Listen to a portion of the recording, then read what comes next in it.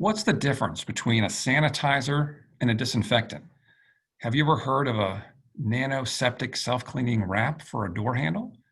How and what should you communicate to customers about your newly reopened business and how you're keeping them and your employees safe? We'll cover these topics and more during our panel discussion on doing business in the new normal. Good morning and welcome. I'm Mike Reith, publisher of Delaware Business Times. On behalf of our team and the Small Business Development Center, we're glad that you were able to join us for this timely discussion as we begin to reopen businesses in the first state. I'd like to thank our sponsors of the 2020 SBDC series, including BNY Mellon, Union Park Volvo, and Harvey, Hanna and Associates. Their support is greatly appreciated and makes this presentation possible. Thank you again for Zooming in today with us. I'd like to turn things over to Margot Rain, Business Advisor for the Delaware Small Business Development Center. Margot? Thank you, Mike. Welcome, and thank you for attending our Delaware Business Times SBDC program series. I am Margot Rain, a Business Advisor with the Delaware Small Business Development Center. The Delaware SBDC is part of a nationwide network sponsored by the U.S. Small Business Administration and also funded by the state of Delaware. Our services are free. We are proud to be headquartered at the University of Delaware. I also want to thank our sponsors, BNY Mellon, Harvey Hanna, Union Park, the Newcastle County Chamber of Commerce. I want to thank the staff of the Delaware Business Times for their hard work in working with us to bring this program together. Our partnership is one of the most valued in our organization. This program is being recorded and will be posted on the Delaware SBDC YouTube website, hopefully by tomorrow. The slides and the two handouts will also be posted. As we begin the process of reopening our small businesses, there are many things to consider. How to maintain a clean and germ-free environment, how do we social distance and remain safe in our places of business, and how do we market in today's environment?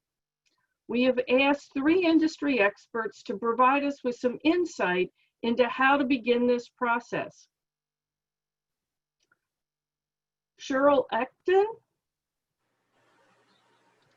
of Elite Building Services, Vicki Newton of Mitchell Associates, and Michelle Schiavone from Delaware Prosperity Partnership. Each of our panelists has a short presentation, and we will then leave a significant amount of time to answer your questions. You can only ask questions through the Q&A feature. Please don't raise your hand or use the chat function. Our first panelist is Cheryl Ecton, CEO and founder of Elite Building Systems. Cheryl has built a nationally recognized commercial cleaning and building maintenance services company that employs more than 600 people in a male-dominated industry. Elite Building Services serves clients in more than 15 states and is one of the largest women-owned businesses in the Mid-Atlantic region. Cheryl has built her business by valuing her employees and taking care of her customers. Elite has been recognized with multiple safety and excellence awards, as well as multiple top vendor awards. Cheryl?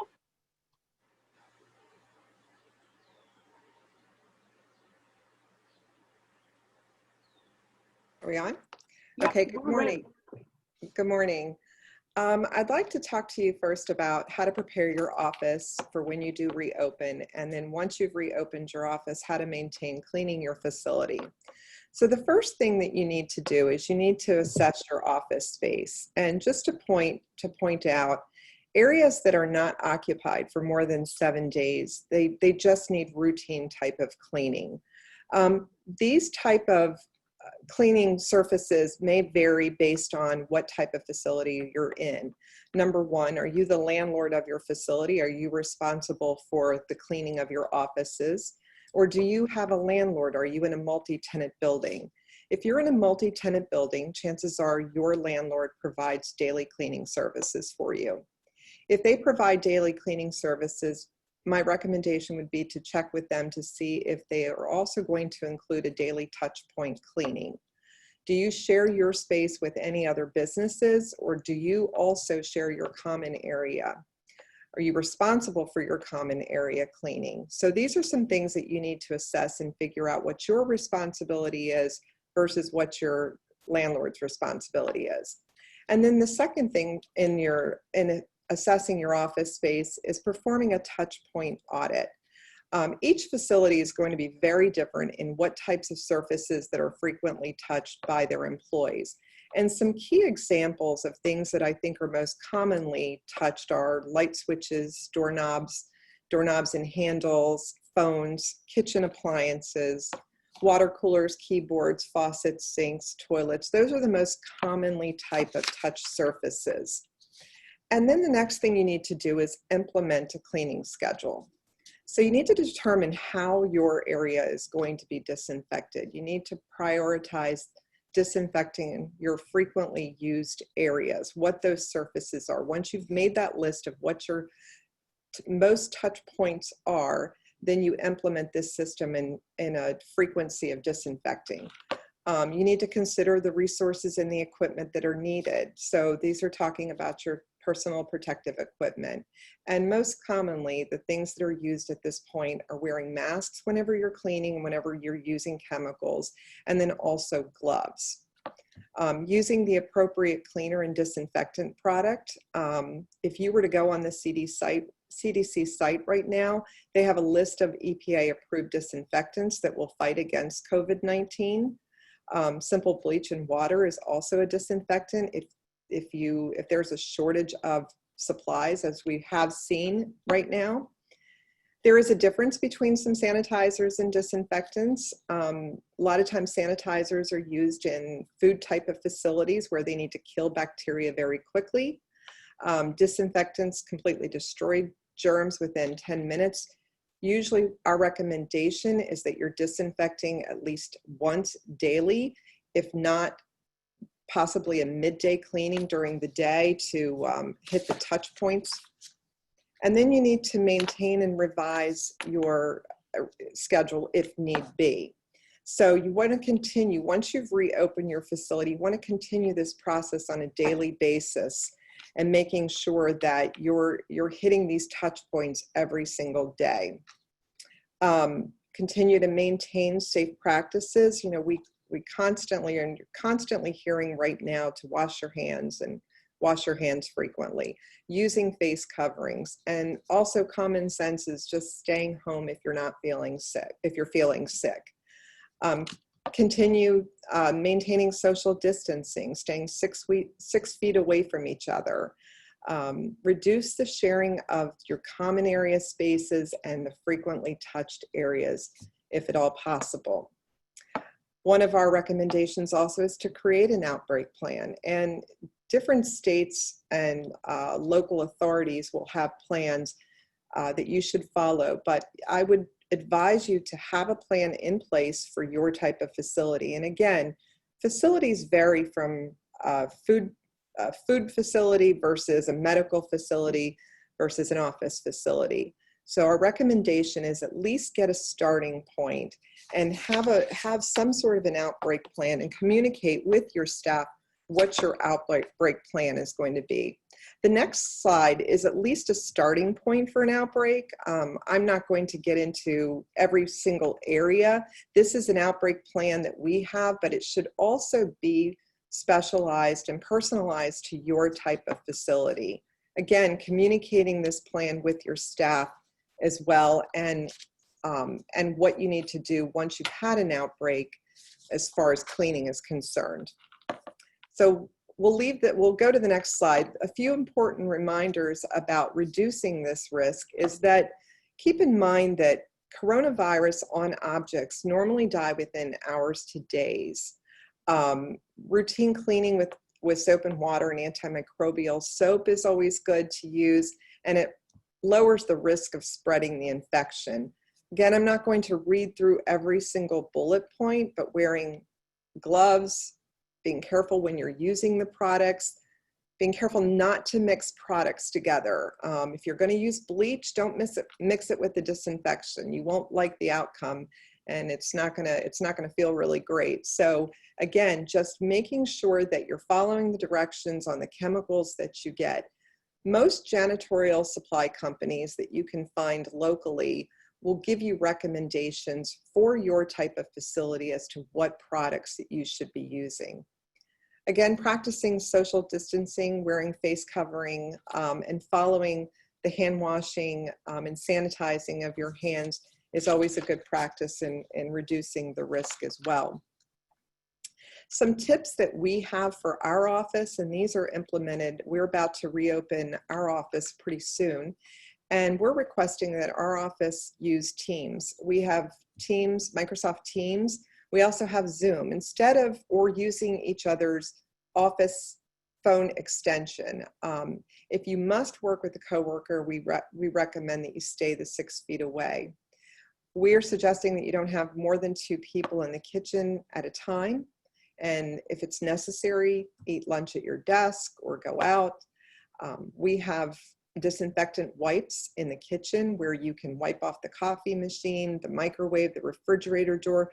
Common touch points. If you continue after each use to hit these, and each person take a disinfectant wipe after they've touched these surfaces, it's always considerate to the next person who's going to use it. Not touching anyone's phone, but only using your phone.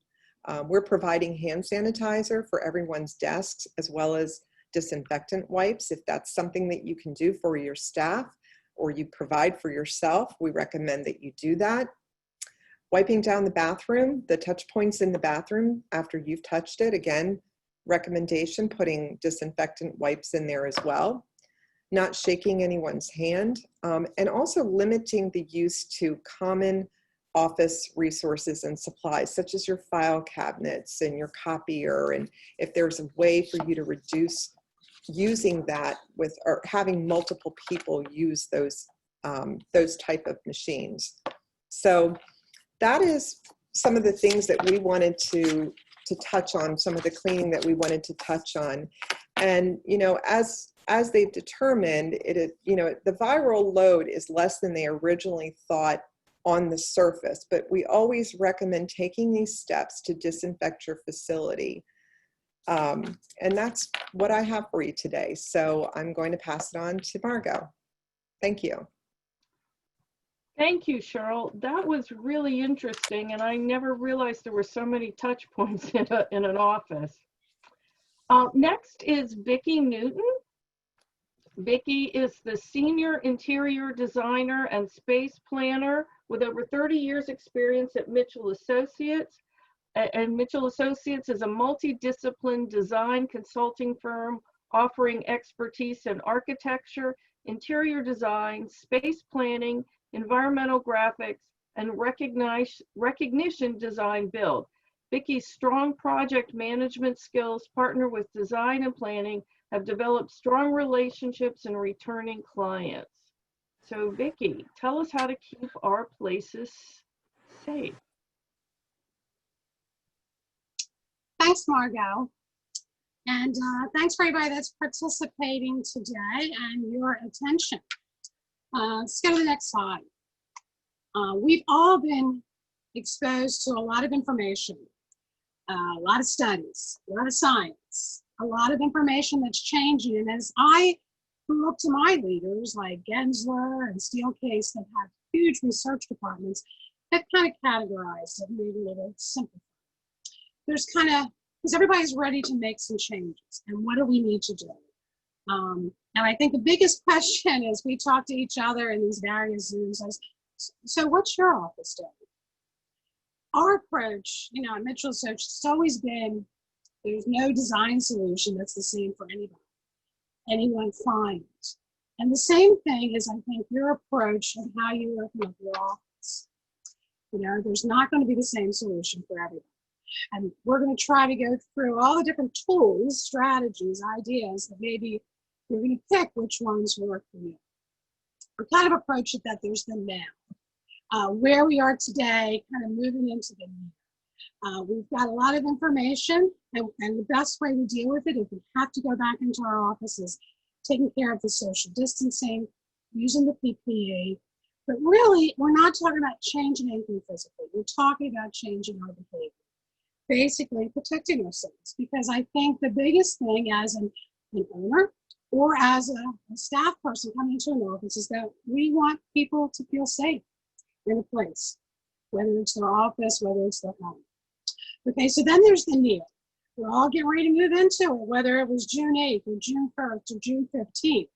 We're getting ready to go back to work. So what do we do? There's been all kind of products offered. Let's put up some screens. Let's create barriers. We still need to maintain our PPE. We need to keep that 6-foot distance from somebody, and perhaps your office doesn't allow that. So people are using the tools they did in the beginning. If you can work at home, still work at home. Perhaps one of your company's ideas is only bring in half of your staff, so every other seat is filled. Using the Zoom model, and then PPE again. We aren't making any major changes to our environment, but we can start getting back to work. People can start getting back into the office. And then there's kind of the fall. We still have a lot of science to learn about this. It's changed already. I remember when it first started coming out about all the sanitizing and the cleaning, we were concerned some of the products that are on your surfaces may not hold up to all of this. But now we're learning more and more about how long the virus will stay on one surface versus another. So again, at the end of the day, we think between the science, creative thinking, there's going to be some reinvention of the environments that, again, I think will make us flexible for, when this comes back, when an outbreak happens again. And I think the big thing is that, what we are reinforcing with our own office is to communicate, talk about the concerns, ask questions, and reevaluate as change comes into place. Next slide. So again, who? And this is where you need to think about your whole company. The beginning of it is, what is the group of people that is going to come back? So we need to prioritize in creating that safe place for the people. Again, the screening. What kind of monitoring protocols? I know there's some companies that before you walk through your company doors, your temperature is taken. Obviously, the PPE, washing your hands, that's just kind of never going to go away. The physical distancing. But one of the big concerns is how do we get through the building? So those strategies need to be developed. Once we get to the front door, where do we go next? So focusing on that health and protecting us as we go through the space. Then who's going to lead this change? As a business owner, I certainly need to make sure that everyone in my company feels comfortable, that I feel comfortable to bring them in. And if we're going to create protocols and practices in place, it has to start with us practicing it, wearing our face masks, keeping our safe distance, keeping to the protocols that are set. Cheryl's tips, they were protocols that they developed for their office size. And that's what's going to happen through every company. So it has to start at the top with the leaders so it can filter down and be practiced through the rest of the group. And then as we're going through this, some of us are working from home, Zooming a lot more and maybe doing it a little bit better. What have we learned? What practices have worked better? Gensler, one of the leaders in our industry, has just released the Strategies Informed by U.S. Work from Home Survey 2020. I think they surveyed about 2,600 people from across, several industries and several age groups. And those findings are somewhat remarkable. Some we're not surprised about, but some we are. And that information should be taken into consideration as we reimagine this new workplace. That we aren't going to understand what that is for probably another couple of years. Next slide. So, who is going to come back first? So as you look at your company, what are those essential workers? I think we've already started to approach that a little bit, but what is that next level? We're all craving for that human interaction. Some of our businesses thrive on it. So how are we going to do that? And then what is that phased entry for your company? Our office, personally, we've had about 6 people working in the office since the outbreak because they could keep social distance, but the rest of us have been remote. We have weekly Zoom meetings, things like that we've built and established. So again, and I think the one thing to keep in mind is that entry approach, keep it somewhat flexible because it could change. Your office configuration, do you really need to make any changes right now? If just keeping part of your staff home and part of your staff in the office, with PPE, you're creating the social distancing, maybe there's a screen here or there that needs to be provided. What is truly needed? Because most companies, they haven't been making a lot of money. We're really stretched financially.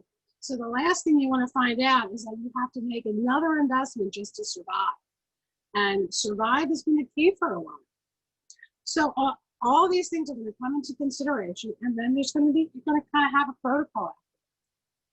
How are we going to use our office? Who's going to use it? How is it going to change? How are we going to communicate it? And that needs to be shared. It's going to almost be like a living, breathing document as we go through, this new normal. Next slide. So in gathering all this information, one of the first things we do as we go into a client space is we ask questions. So people have been working from home, and we're going to do this with our staff.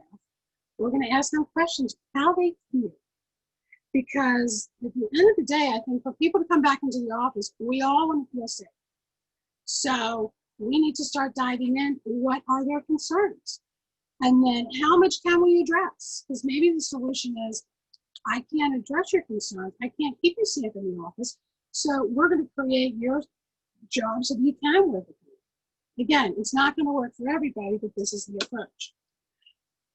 Cheryl talked about sanitize. That's going to be the first thing. Some of your spaces have been dormant. Some of them haven't. But you're going to come up with the protocols and the schedules for sanitizing. PPE is, I think, going to be our best friend for quite a while. Social distancing, we're all doing it, but as we get a little relaxed, as we start seeing people again, we have to remember that. We need to keep ourselves safe and sometimes remind each other, hey, we're not out of this yet, we can still talk, but let's kind of keep it going. And then there's the proximity screens. I'm sure many of you have seen several products being offered, whether they attach to a workstation or it's a barrier. Is it acoustic? Is it cleanable? Is it microbial? There's all kinds of choices, and you have to decide which one is best for your company. Next slide. So when we start looking at some of these tools, there's the fever detectors. I know some companies have someone stationed. They take your fever with a touchless thermometer. Now they're talking about checking your, oxygen level. Because that determines something else. So is that going to be a person, or is it going to be a hand spray? Protection as you get through your office, like as Cheryl mentioned, doorknobs, elevator buttons, all of these things that we don't even realize we're doing, but we touch them all the time. Gloves aren't necessarily the answer. So there's products that are out there for that. But as offices we're talking to, we're going to start leaving some doors open. Perhaps bathrooms are going to be designed differently than like airports, where you don't really have to have a door, but you have that privacy. So as you go through your space, you kind of want to look at that traffic. How can I protect you? Maybe there's some stations of interruption with hand sanitizing. And then as you develop this to get through your space, signage is going to be everything. Are you going to have some of the things you've seen at the grocery stores, signs on the floor, maybe other messaging to remind us to wash our hands. We've always seen them in the bathrooms at restaurants. Again, we want to communicate and we want to make it easy, not necessarily scary, but so that when people come in, they have expectations that they're not going to run into somebody, in a corridor, those kinds of things. So next slide.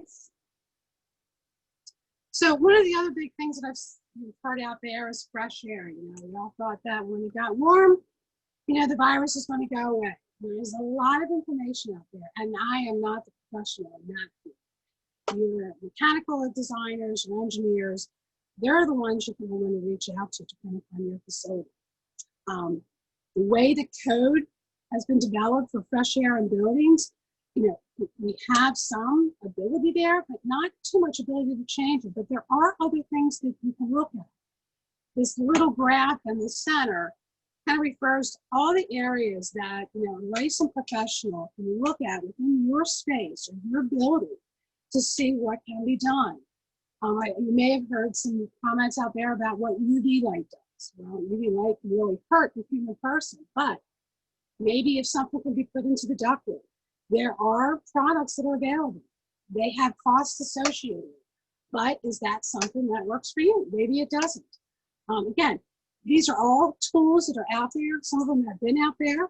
So it's what do you really need to work with?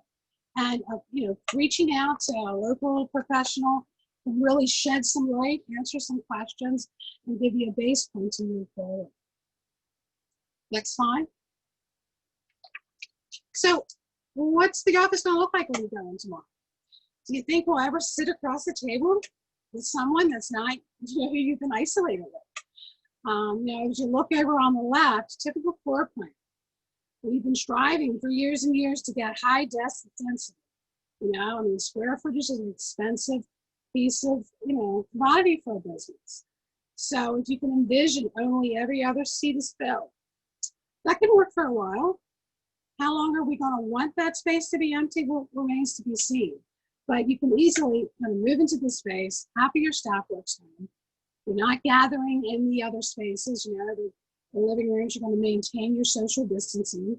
Perhaps that conference room on your left that has 7 seats, you'll only ever get 3 in there. And the other 3 participants will be a part of the Zoom meeting. If you look at the little illustration on the right, it's again showing you that traffic pattern as you go through the office. Just like in the grocery store, there's going to be one-way aisles. They've talked about in the office buildings that one stair tower will be designated for you to go, up the building, and the other stair tower will be how you go down the building.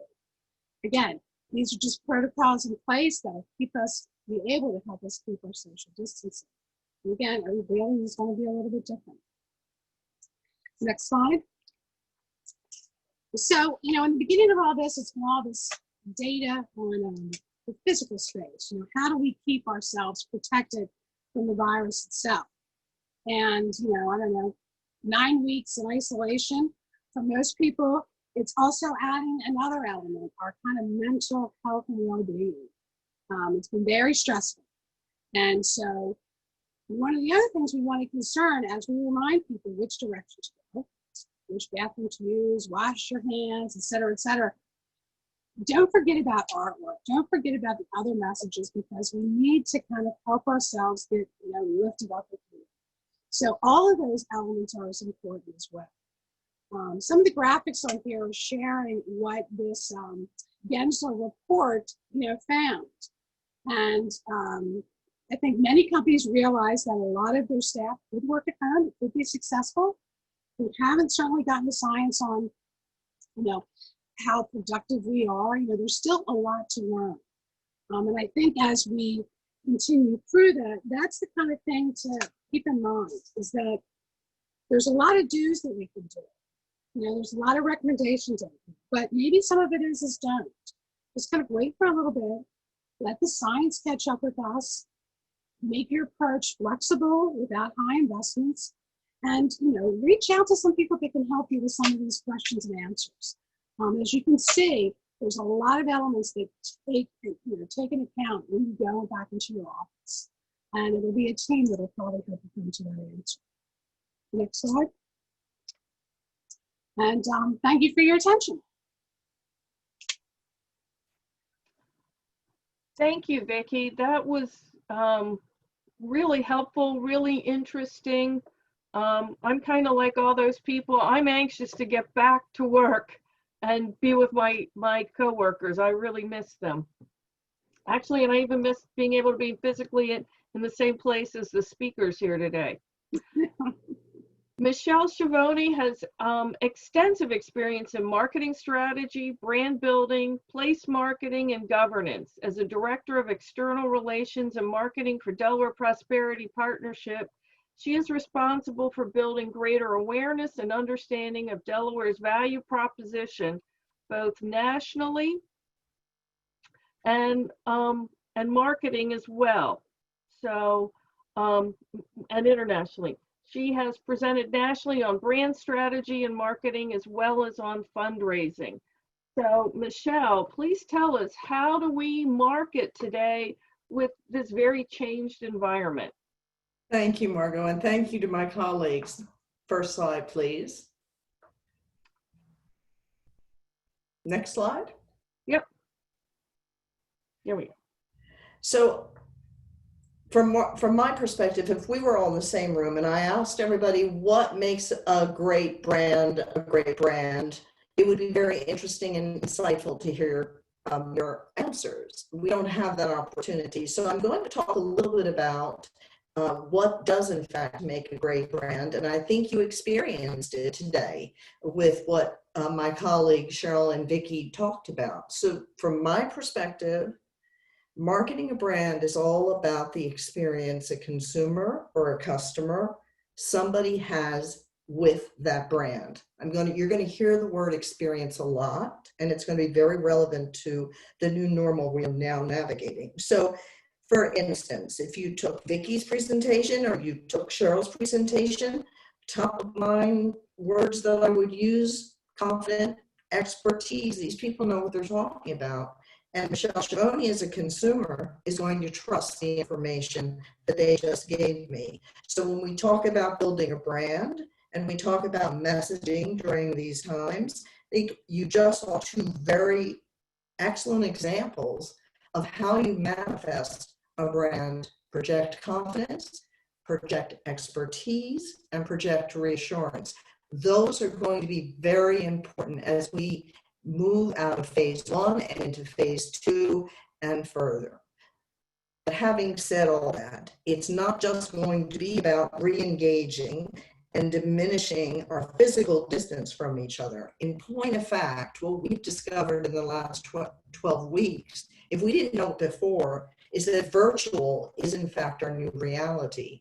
This phasing will take time, and we have adapted as a people extraordinarily. I was commenting to my colleagues before we began this program, look at these numbers: 3 billion minutes of engagement on MS Teams. Probably many of you who use MS Teams didn't know MS Teams 12 weeks ago. And I think it was Vicki who mentioned that or Cheryl, that we should be using Teams as opposed to using phones. 1,000% spike in the use of Facebook group calls. The important takeaway here is that as we navigate this new normal, what you're going to discover, it's a virtual and physical experience, not virtual or. It's going to be an and. We're not going to lose. Zoom is not going to go away, GoToMeeting is not going to go away, and MS Teams is not going to go away, nor are any of these other apps. And I think it's important, as you think in terms of building your brand and your messaging, you remember that you have to have that virtual presence. Next slide, please. It goes without saying that the other side of this, and certainly if your business is a storefront business, you have experienced this acutely. Retail online experience is a must. So again, it's not a this or, it's a this and. If you're in the business of selling a product or a service, the key takeaway here is that you have to ensure that the experience your customer has online with your product or service is as seamless and as optimal as the experience they have when they walk into your office, into your store. This is, again, not going to go away, and in point of fact, I think it will become increasingly important. Next slide. So if that's the case, let's go to the very first thing that every one of us should be doing. And I'll actually, if you could go to the next slide, I'll speak to this slide by looking at this knowledge panel. So go to the next slide, please. So the thing on the right of the screen is called Google My Business Knowledge Panel. Everyone who's attending this session today should be acutely aware of how they show up in that space. And if you don't have a Google My Business account, it's free. You should have one. You are actually in charge as the proprietor of the business or service for populating that information for the most part. So one of the first things happened when we were all sequestered and we were shut down we were getting information about products or service two ways, and we still do. It's word of mouth. You talk to the people you trust about the product or service you want to consider. But the next thing you do, or indeed it may be the first thing you do, is Google it. So if you don't know what that knowledge panel about your business looks like and says, you have some work to do, because you can do the work. And that's the beauty of this, particularly now in these times of uncertainty and as we ease back into a world that we frankly have been away from for more than 12 weeks. Make sure the information on that knowledge panel is accurate. Look at the hours of operation. Make sure the images are putting the best foot forward for the image that you want depicting your business. There's also a business description, and this is a very, very important part of what everybody needs to be sensitive to, particularly now. If your business is doing something different, if you're adapting in a way that is relevant to your customer's experience, that business description needs to be updated. And it's not something you per se necessarily have to do. Perhaps you have an intern in your shop. Perhaps there's somebody who's handling communications for your shop. Reality is that information needs to be updated. And making sure that the experience that the customer has when they look at that information is the experience they'll have when they get to the place where they're doing business with you. Other options you have with the knowledge panel that some do not take advantage of, frankly, are the reviews. So people will post reviews about your product or service, and they will be displayed here. Somebody should be policing those. Somebody should be looking at those on a regular basis. If it's a good news comment, you should be taking that information. You should be merchandising it on your website. You should be merchandising it on your Facebook site. You may be even taking that verbatim and making it a sign within your store. From a service recovery perspective, if what you're seeing on a review is a negative, I think the best thing you can do is to find that person and have a conversation to find out why the experience was a failure or a disappointment, and what you, as the owner of the brand, as the brand ambassador, can do to correct that experience so it doesn't happen again. The business, Google My Business is an exceedingly important part of how your business is discovered by new customers. And so it's very important that we pay attention to it. Next slide.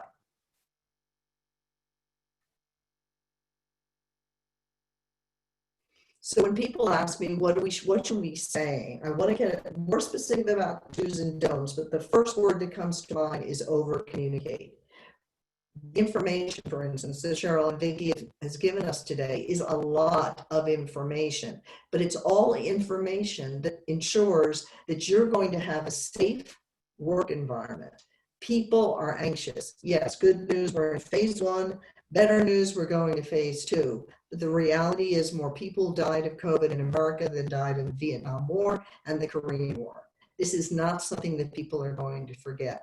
They are frightened and they are reserved about going back into the market. As eager as they are, reassurance of what you're doing to make sure that their experience is a safe one is very important. Do not assume that your customers or consumers know what you're doing. Again, this is where signage plays a huge role. Facebook plays an important part. Your website plays an important part. You can even put that kind of information on your knowledge panel, and I would recommend that you do. The most important thing you can do, and this is a huge credit to the state of Delaware, is that they prepared a COVID-19 customer protection kit. Again, if we were in an opportunity where I could say to the audience here, raise a hand, who knows about this and knows how to get access to it? If you don't, you need to. That's the link. You go to that link and basically you're committing to 10 steps, many of which were embedded in what Cheryl and Vicki talked about. And when you commit to that, the government will send you a decal that you put on your window. Next slide, please.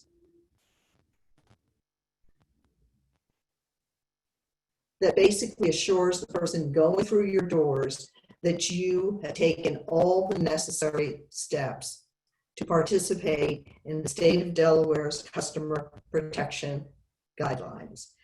I can't stress enough that wouldn't it be wonderful if Delaware businesses were awash in these decals.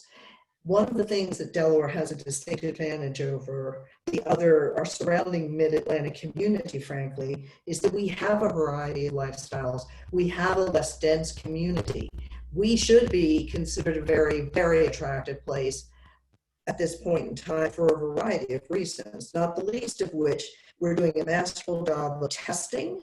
And if we adhere to these standards, we're also doing a masterful job of containing the virus. Remember that until a vaccine happens, the two strategies that are essential to containing COVID are practicing these standards, physical distancing, the use of masks, the other statements here, the things that Cheryl and Vicki talked about, as well as testing. And Delaware has a very ambitious testing schedule. So we are actually, as a state, and our businesses are actually poised to be in a very confident position and speak with confidence to customers and potential customers about what we're doing. But the operative word is you have to let them know. And that's when I say you cannot over-communicate enough at this point in time to people about what you're doing to ensure their safety. Next slide.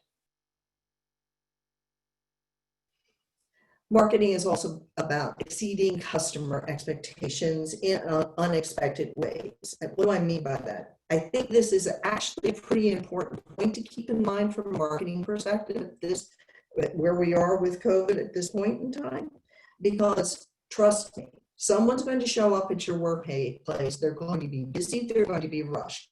They may have 3 children in the car and they have forgotten their mask. The temptation, and frankly, I've already witnessed it, is a finger wagging, someone being officious, someone being doctrinaire, and lecturing a person about why they can't come in the store because they don't have a mask. They shouldn't come in the store if they don't have a mask. That's absolutely right. But it's in the delivery of that message that things will matter. This is the time, again, when people are very anxious, very frightened, and frankly tired. Some people have had 3 and 4 children at home, college students returning, they're trying to work from home, and they're dealing with all of the new normal and the uncertainty that comes with a pandemic that frankly we haven't seen since 1918. So it's a time for kindness, it's a time for gentle explanation. The unexpected way you can help that customer is if you have a surfeit mask that you can actually offer to a customer who may have forgotten a mask. It may not be something that's within your means. And I'm not talking about the healthcare mask. The healthcare workers need the proper mask that they need to do the work they do. But the lower end masks are perfectly appropriate. And if you, as a store owner, for instance, if you're in retail and could find your way to have some for those people who have forgotten them, you will have saved pleasant conversations and you would have made someone feel very relieved for that moment in time. So again, try to do things that go beyond the moment for your customers. There's another wonderful resource. My colleague Liz Heller, who is the head of tourism for the state of Delaware, has developed a marketing academy, which is free to all of us. You go to that website, you type in Discover Delaware, and you will see a host of tutorials on things about, go back to the knowledge panel, Google My Business, the kinds of things that you can be doing behind the scenes that will help you, particularly in the context of the new normal, getting from phase 1 to phase 2. Strongly encourage you to take advantage of that, of Liz's work. It's really masterful, as well as getting that decal and going through the compliance steps that the state is asking us to do. Next slide. So the do's and don'ts, I'm going to start with the don'ts. Marketing is part art and it's part science. And so these don'ts may not resonate to you, but I'm going to tell you why I think these are important things not to do. Avoid humor about COVID-19 in your marketing messaging, in any kind of ad campaign. As I said, in our country alone, over 100,000 people have died. We have a healthcare workforce that is exhausted tending to the sick. And there is very little to be found that's humorous about COVID-19. It may be fodder for stand-up comedians, but in terms of your brand, and again, reassuring people, which is what people need right now, avoid humor. I would also avoid imagery that is counter to what we are asking people to do. Remember, we want to model the change we want to see in the world. And the reality is that physical distancing and masks are appropriate right now.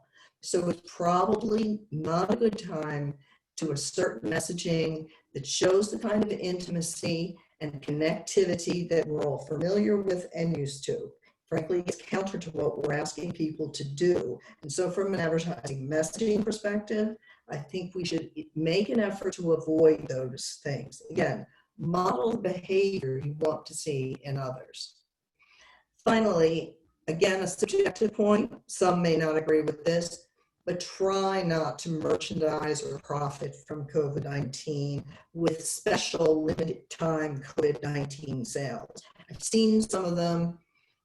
I personally think they're tone deaf. Getting back to if you reflect on what COVID-19 did, which is basically stop an entire world economy, probably not a good time to take advantage of COVID-19 sales. Next slide. Let's talk about the do's. And you really hear what we should be doing with what Cheryl and Vicki told us. We really have to do a lot of work to assure people. We have to remind people that we're there for them. A lot of what needs to happen now is a sense of authenticity and kindness in messaging that frankly you may not have seen for years because we haven't needed it. And I would also encourage people to take action when they can. There are people unemployed, there are people furloughed. To the extent that you can project a brand that is kind, that is understanding, and that can help, if it can help, that will go a long way. In Delaware, and I tend, for those of you who know me, I refer to it as Planet D. One of the beautiful things we have is this extraordinarily rich history. Many people, we all know this, know many other people in Delaware. It's one of its strengths, the 2 degrees of separation. We should be relying on that history and showing the resiliency of what that history means for Delaware in our messaging. We've got an important holiday coming up, July 4th. I would encourage you to think creatively about using July 4th for messaging that is affirming, restorative, and positive and reassuring.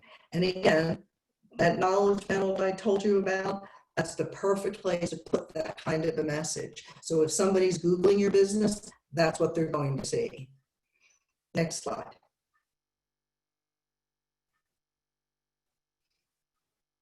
I use a lot of discussion about creativity with the teams that I'm working with, because I think the other thing that this is an opportunity for is to be creative.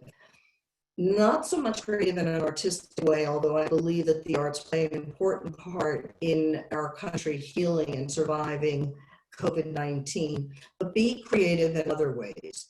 As we heard from Vicki and Cheryl, we're not all going back to the office. So for instance, if you do yoga classes and you know the capacity for the yoga classes you can do is 10, but you know that you have an interest from 50, consider doing both. Remember, I said it's not virtual or it's virtual and.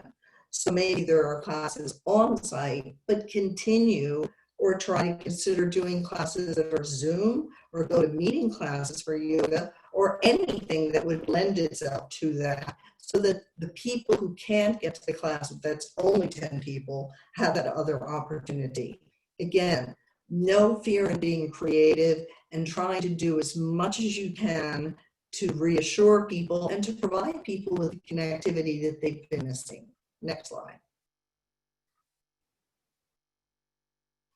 I like to end with this slide about Ford and what they did, because I think it's masterful. Now, granted, none of us have the Ford Motor Company's marketing budget, but it is an extraordinarily well-recognized brand, and what they did during COVID-19 was so profoundly simple that the lessons I think that we can learn from that for how we build and restore our own brands is very important.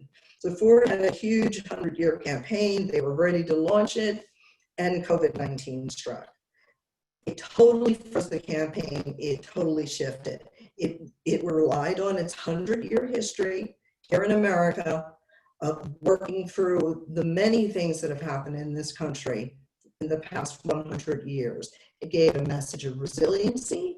It gave a message of fellowship, and it assured the American people that they were here for them. Then they went to another step, which was basically to say, if you're having problems paying your car payment and it's a Ford, give us a call. Now, not everybody has the resources to do that, but I think you've seen through Delmarva and other entities within our state that we've made every effort to be as sensitive to the financial challenges that people are also dealing with during this time. So in recap, for this point in time in navigating the new normal for a long time to come, because I think we're going to get to phase 3, and that will last some time, be authentic, be empathetic, be confident, and be an expert in what you know how to be an expert in, because people need to be reassured. So thank you, everyone. You've been a very generous audience with your time. And I guess now we're ready for questions. Thank you, Michelle. That was great.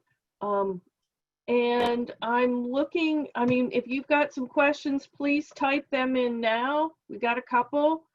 So let me kind of jump to that. The first question came from Christina Marconi, and she wants to know, Vicki, where can we find that survey on work from home? This survey, from Gensler? I'll send a link to Margot and you can pass it out to everybody. Okay, thank you. Or you can try the Gensler website. I think it's pretty easy to find, but if not, I'll send you the link. Okay, thank you, thank you. And again, we will send out tomorrow a link to the YouTube site. We'll include copies of these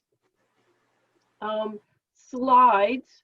And Vicki had referred to in her presentation some questionnaires. One was for managers to ask, and the other was for employees to answer. So we have put those as a sample PDF so that you can have an example of what kind of questions you should go through regarding your physical space. Right. Just keep in mind that, every business is different, so you should really look at those questions and tailor them to your, your business. Great, great.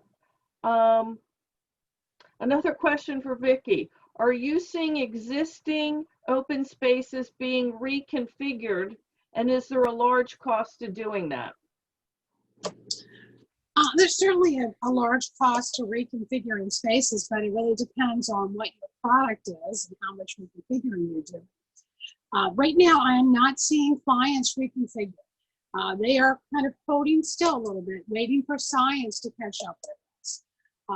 Most of them have the capability that they can do kind of half staff in the office, half staff at home, create good social distancing, and that would kind of take care of it.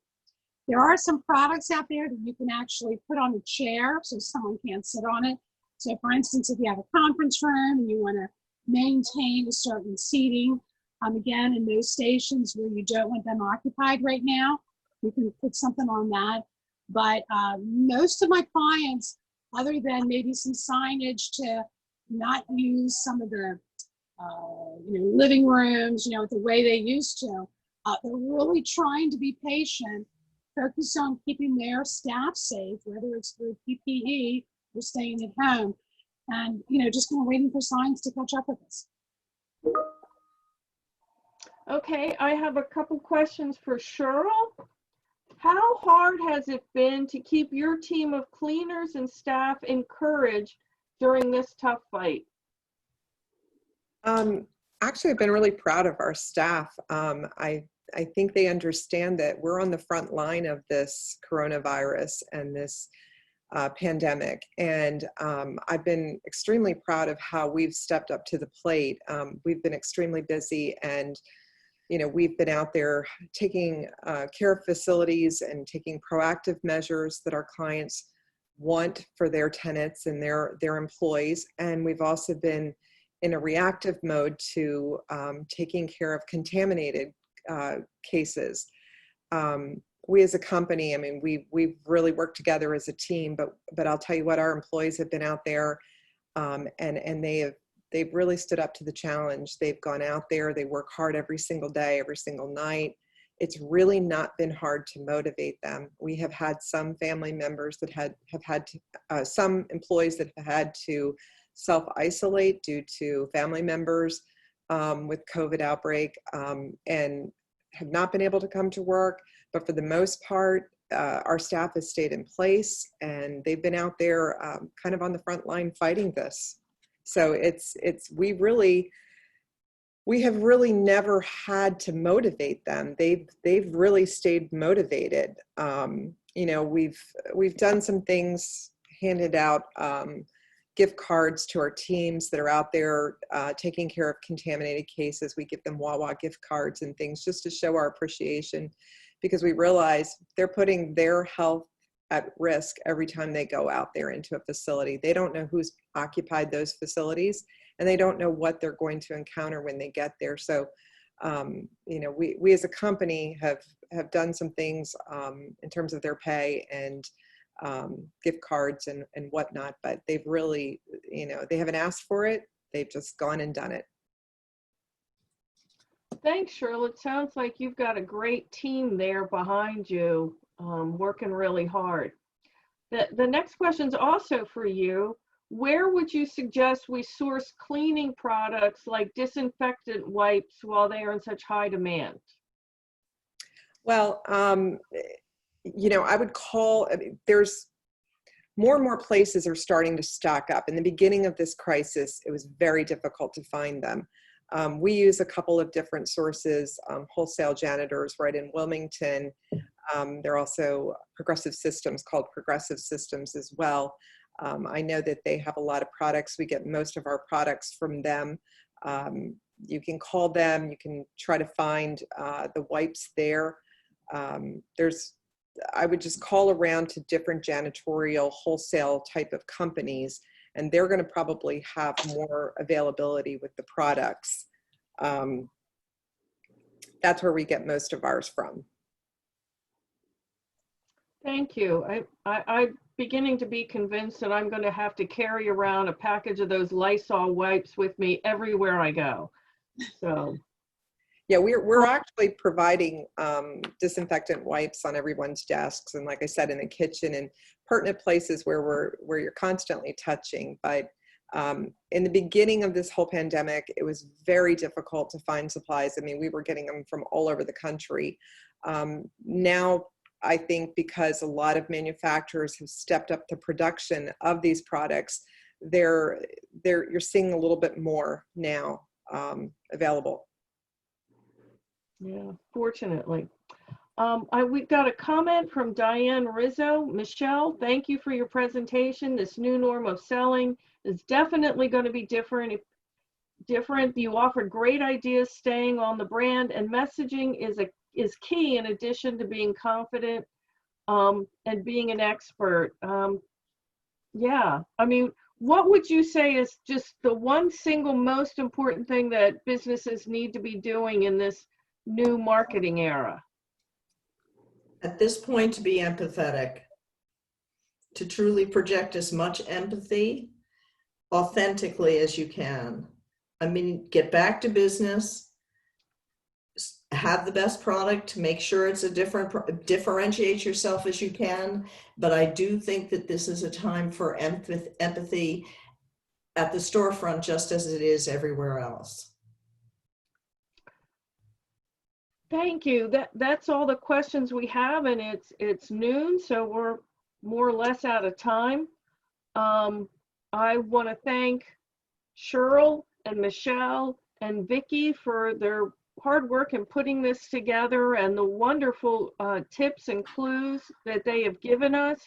I'm sure any of them would be happy to help you with your particular situation as you get ready to reopen your business and bring employees back into your office. I also want to thank the Delaware Business Times for working with us on this program. We are currently working on another program for early July discussing knowing when it's time to change your business strategy. So please keep an eye out for that. This video should be uploaded to the Delaware SBDC site. Wait a minute, let me try that again. The Delaware SBDC YouTube site by tomorrow. You can also find our previous program there on PPP compliance, but since they keep changing the rules on us, that might not all be done, all be accurate, but keep an eye out for upcoming programs. Also on the SBDC website coronavirus page is a recovery resources document that's going to walk you through a lot of the questions you may need to ask yourself as a small business and what to do prior to reopening and how to successfully pivot to make your business stay successful in our new times. Again, I'd like to thank our sponsors, BNY Mellon, Harvey Hanna, the Newcastle County Chamber of Commerce, and Union Park. Thank you. Have a great rest of your day, and please stay safe.